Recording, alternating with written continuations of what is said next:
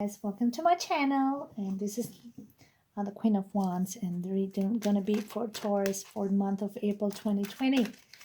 And it's so funny because I was shuffling these cards before from the enchanted mat for Taurus, and the deep freeze card popped up and stuck in mud, which is funny because this stuck in mud has been popping up like crazy. For Aries, I got the from completely different deck, from this one here, the Quantum Oracle. I got the truck was stuck in the mud. And on this card here, I had like the actual stuck in the mud, a person stuck in the mud.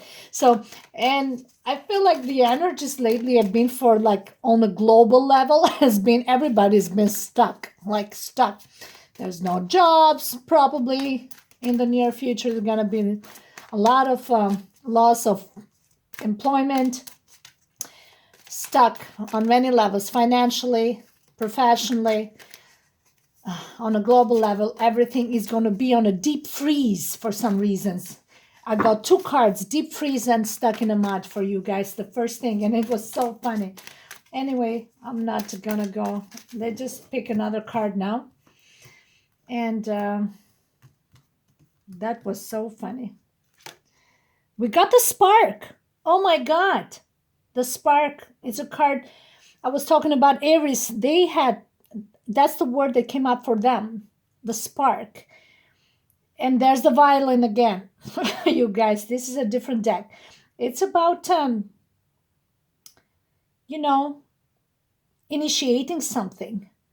There's so much passion with every stroke.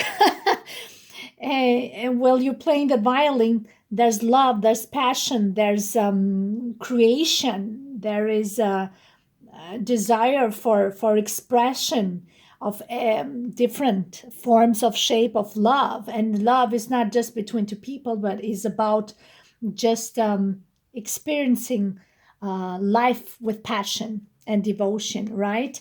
So the spark is, nothing can be initiated without the spark, and nothing can be turned into a flame and to a fire without the initial spark, right? If it's a love connection, then there's a spark sparkling between you two. So something like this violin, in that there's a melody, there's something, a sound that is drawn you to this person. It can be music, the actual music, sound of the music, or it can be, there's the deep attraction about somebody that caused, that maybe you have common interest that has caused a spark, okay? If let's keep it more simplified than just, it's so funny, the word spark has been seeing that a lot lately. Coming to life. Oh my God, look at that.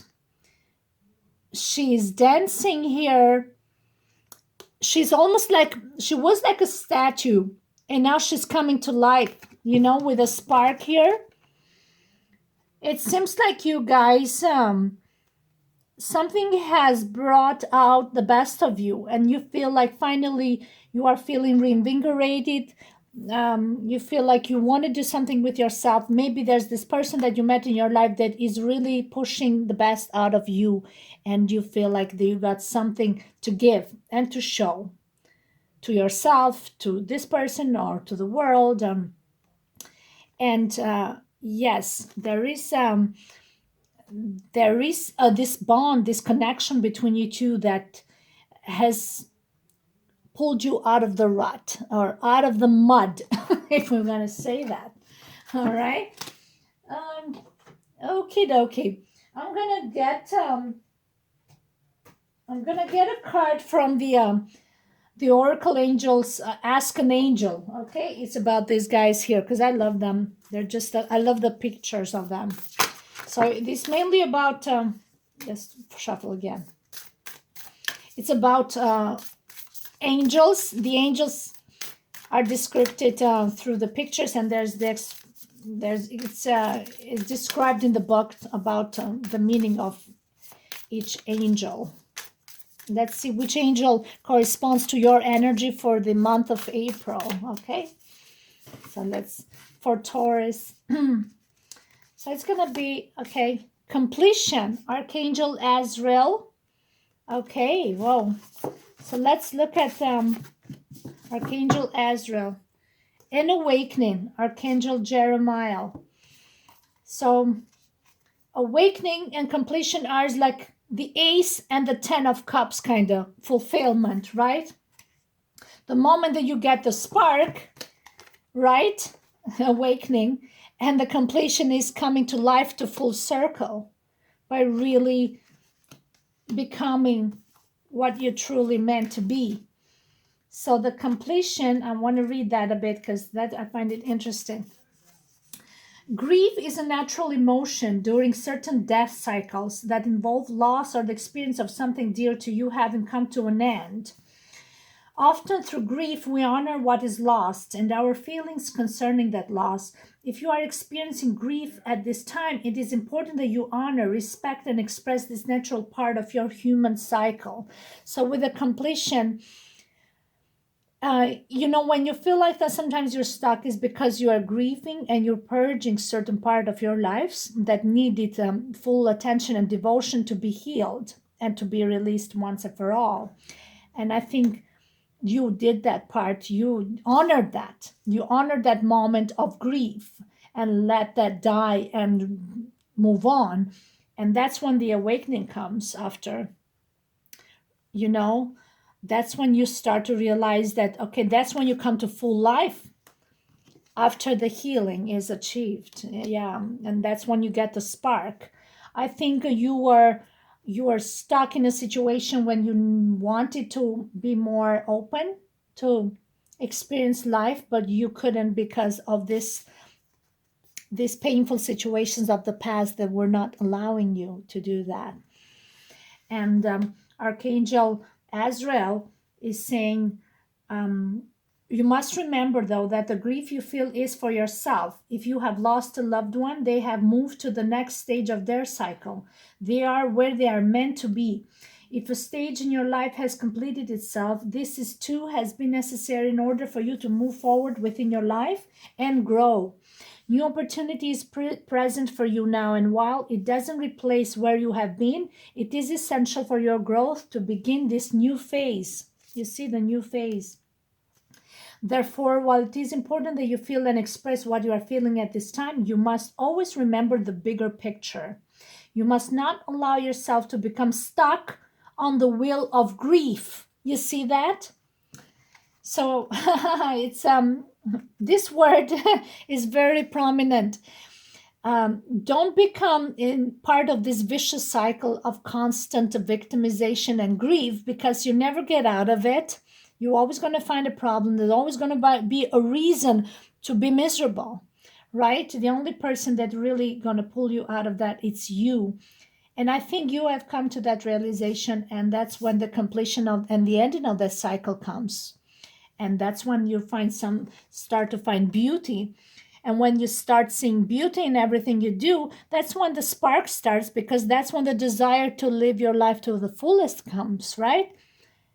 And that's how you come out to life, because you're not like a statue anymore, frozen, like that deep freeze card that I was telling you about before that I saw for you guys.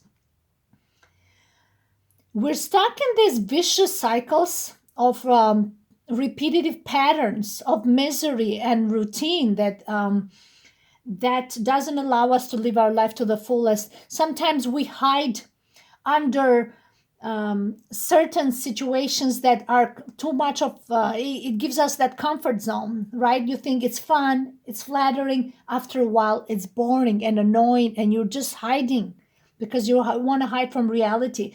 But you can do something to change and spice up your reality, your life, by doing new chores, new something else with your life, with your reality, right?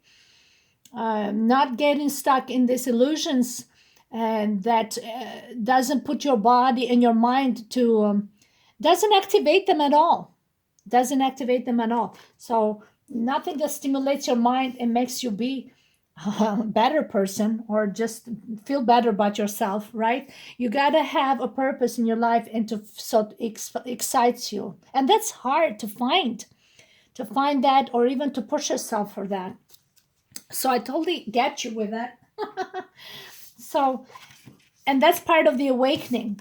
You realize that, oh my God, I've been in sleeping mode for way too long, so it's time for me to just do something about it. Okay, guys, we're gonna jump to this next, and then we're gonna see these other cards. Okay, so now this deck that I have here, it's a deck that is reading in reverse as well, but without putting reverse like this. They got both sides. Okay, upright and reverse. So who is in the center of your reading? We're gonna find out soon. The significator, okay, for you guys in this reading.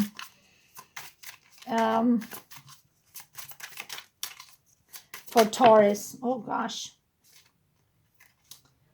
We got the Two of Swords, and this wanted to come out too with this is the Judgment card. Oh, you guys, look at that. And the Two of Swords. So we got a Gemini and Libra energy here. Decision, decision, decisions. Again, decisions here, decisions there. These are both two powerful cards of actually awakening card. You had that in the other deck. You guys seems like you are making a decision. You've come to a crossroad and you got that wake up call and you feel like you're gonna make a decision about something. Well, the Judgment card is about an actual call, and Saint Gabriel rules the Judgment card. So he's the messenger of God, and he's sending you a call. And maybe you get a call, or maybe you just get that awakening that, oh my God, or it's something that you don't want to see, and you are pushed out of the comfort zone to see. Yeah, that's another one. Because the Two of Swords is about, sometimes it's about, I want to make a decision on my own. I don't want to be forced to do something or say something or act on something. That's why she got her eyes blindfolded, because she doesn't want to be forced to act based on the circumstance. You see, there's turbulent waters here. Big waves, she's on the rock. And the Judgment is like, gives those thunders. And she wants to make a decision just by following her own intuition. Feeling with a third eye chakra here. This is a powerful card of combination here. You had it here with the awakening card. You had it here again. It's funny. There. So yes, we have the Eight of Swords here. There's a sense of shame. This person feels like they have been isolated, or they have been humiliated. Somebody has been humiliated and hurt and disrespected and shamed. Now, or it can be the other way around. It can be that somebody feels embarrassed or ashamed for doing something wrong to you. There's another one. And that's where the decision comes here, is the decision to forgive. The Judgment is about forgiveness. Somebody needs to forgive, but they cannot forgive others because they cannot forgive themselves. You see, she's tied down with a rope, but actually those ropes are so loose, and there's a sword right behind it. Swords mean words, communication. So sometimes words hurt more than anything else. There was maybe some sort of verbal attack, or something was said or not unsaid, or it was said in the wrong way. And but there's a sense of victimization. So you both are, have to come to the realization that one has to forgive the others and let go, and the others have to forgive themselves as well, but also be able to ask for forgiveness from the heart and admit. When somebody does you wrong and they have too much pride, they always act like there's always right, even though they did something wrong, but they always has the place of ego because they want to hide the fact that they did you wrong, and they try to go around it without forgiving, but because they don't ask for forgiveness because they haven't come to a place to forgive themselves first, right? So it's hard for them. Once and I've been there myself, I've approached the person and I've asked for forgiveness, and I did it even when I knew that I wasn't even sure that I was doing anything wrong, but sometimes you're wrong. I asked for forgiveness, but I didn't care if I was going to get forgiven because I knew I had forgiven myself. So I moved on. So that's when you find peace. But some people don't do that.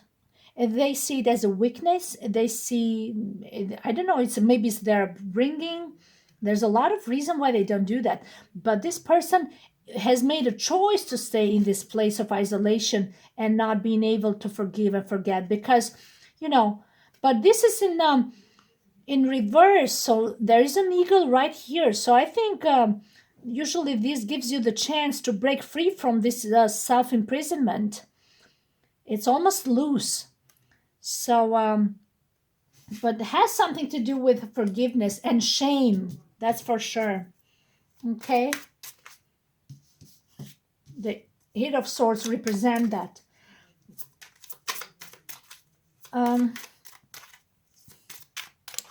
Let me see.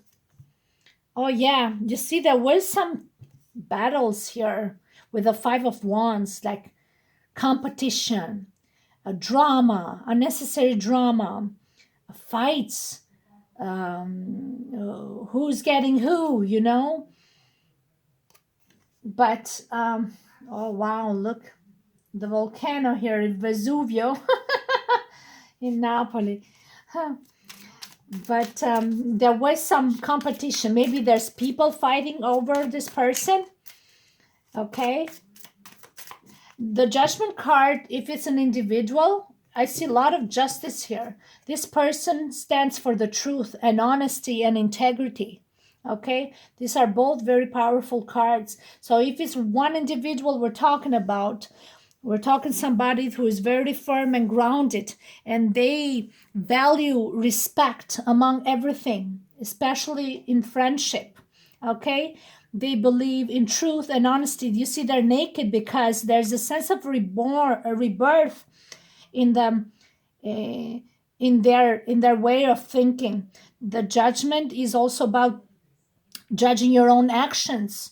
A person who evaluates their actions, but also the actions of others, and they're looking for honesty and and integrity. So that's what the nudity represents.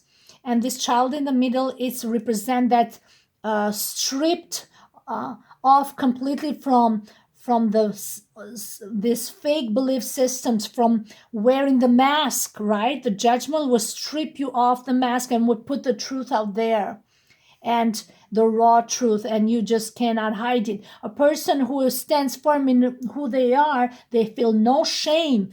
These are the cards of shame, but depends. If you know who you are and you know what you stand for, you have nothing to be ashamed of. Okay, remember that. The only people who are deceitful are the one who can't forgive, and can't forget, and can't let go, and they don't act from a place of integrity. They are stuck in their victimization mode. Remember that. A person who recognizes their flaws and moves on, they move on. That's it. They start a new chapter. They just, they don't dwell in the drama. This is a drama card, right? If that's what you want, that means because you want to put yourself in victimization. Look at this beautiful card, the Nine of Cups. Oh wow, this is like a trumpet, like a music, a message coming from the divine guidance, saying that this is going to bring personal fulfillment. If this is a love card, oh my God, look at this guy on the other side. He's like at the balcony. He's so happy with himself, you know.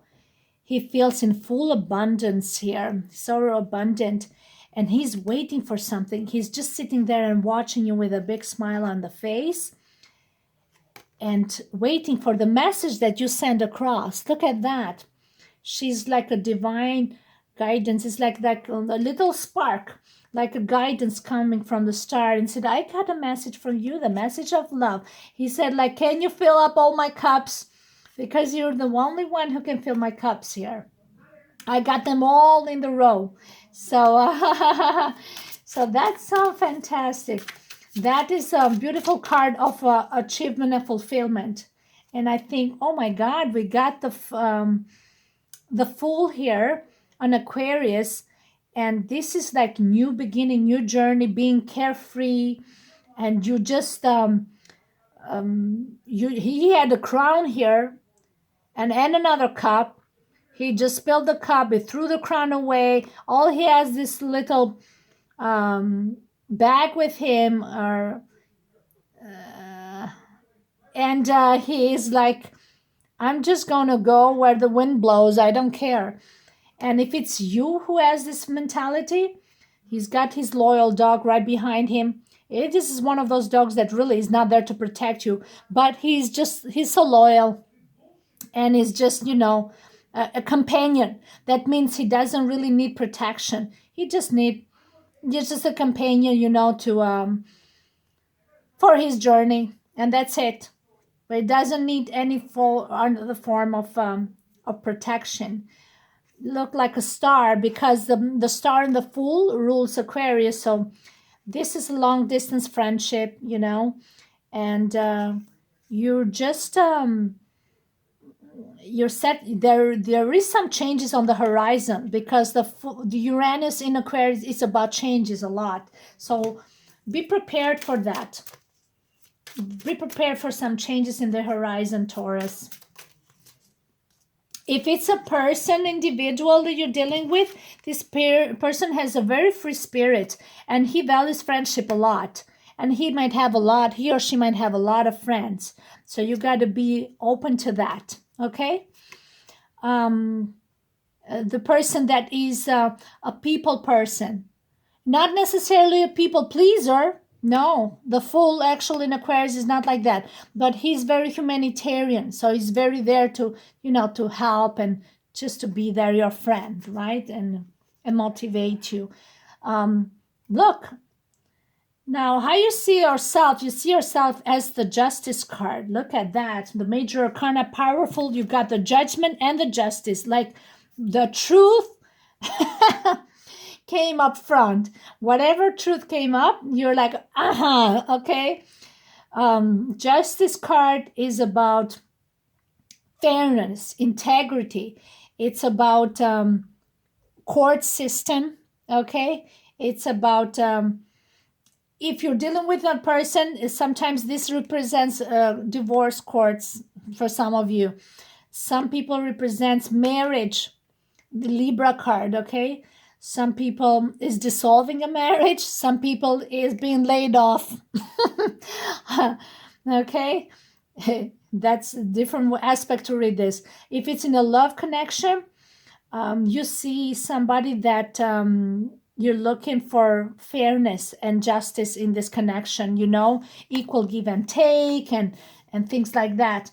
And yeah, and you don't keep sides, in the sense you give the proper value to each situation and individual. Yeah, because you see with the eyes of the mind and your own intuition and fairness. You are blindfolded here and blindfolded there. You got Two of Swords here and the Justice cards. So a lot of Gemini and Libra. Gemini rules Mercury, communication. Libra rules Venus. So there is beauty also in the way how you deliver the message, communication message, beauty in persevering certain respect to certain individuals and situations, right, and the circumstances, by giving their proper value. All right, and that's how you see yourself, and probably that's how people see you too. When you have respect for others, others will respect you too. Now, this is the Four of Cups. With the Four of Cups, we have a community here. There's a little bit of a boredom here. We got a Cancer here, right there. All these cups are spilled. But he was stuck here alone, looking at those cups, bored, maybe in an environment that was just not fulfilling anymore. And you're kind of, the ship is leaving. So you're just leaving that behind. You're trying to find something that really fulfills and resonates with you better. And maybe in this connection, there was something that you felt like wasn't going anywhere. And that's why the Fool is here, is to say, yeah, I'm going somewhere with really, I feel like more like myself. Oh gosh, yeah, the Seven of Swords. It's like really thinking outside the box. You guys have a lot of swords in this reading, Taurus, and you're a Taurus. So there must have been a lot of mind games here, because a lot of thoughts and mind games here. Somebody was playing you or backstabbing you, and this is on the hopes and fears position. Okay? And they just walked away. They just left you like that. Somebody did you wrong and they just never forgave. There's a sense of forgiveness. They never forgave themselves. They never asked for forgiveness. They never apologized. I think you're looking for that sense of justice badly, but it never came towards you. Now I see where this is going. And then in this position, it seems like they took the sword that stabbed you. They took it and they switched it around. They made it seem like, I'm doing this for you, but they know they did you wrong, and you're just you see that they don't have any sense of remorse. There's no remorse with this card. Instead of facing the reality, instead of facing the truth, they just walked away like cowards. And they're just trying to play the game by just dragging you on their feet again, but not acting from a place of equal, balanced give and take. They just want to take, but they don't give, right? They just want to prove you something that, they can take from you whenever they feel like, but they never give. You got to give sometime, right? And when you got to give from love and not from just bullying somebody. Swords is bulliness. The Seven of Swords is bullying, is harsh words. I see a lot of harsh words here. Bullying, bad words, dirty words, treating you not like a lady, okay? And, or whoever treated you. They treated you like a cheap glass of wine they treated you. And they walked away with it, and they trying to come back, acting like, I'm your friends, we're just having fun. But you're like, no, you gotta, treat me with respect. If we're friends, treat me like other friends you have, like everybody else. You're so kind to everyone. Like, why you treat me like look, there it is. Why you treat me like a cheap wine? But you're a good person, and you're always trying to see the glass half full, and you forgive them, right? There's a lot of passion. I see this High Priestess of Fire here again, because you're a passionate person, and they confuse your passion with lust. That's another thing, because you are so compassionate. And I talk from my personal experience. They see me as a person that I'm very sensual, sensual, and all I want is like lust and desire and fire. But I have a lot of feelings and emotions and compassion. I always give the chance to people to better themselves and to improve themselves. I purposely put sometimes myself in situation to be seen as the worst person on the planet, because I want to see how bad they want to take advantage of me. And I've seen people do that to me and treating me like a cheap wine. I've seen that. I played the part of Jesus purposely to see how many rocks they're going to throw on my face. And they did that. They treated me like a cheap slut. Oh, yes, they did. Them and their whole clan of fans and whatever. And they never asked for forgiveness. Never. They just played and played, beat around the bushes like the Seven of Swords. They took those swords and they threw it on my back and on my face and on my chest, every fucking corner they could find, pardon my French.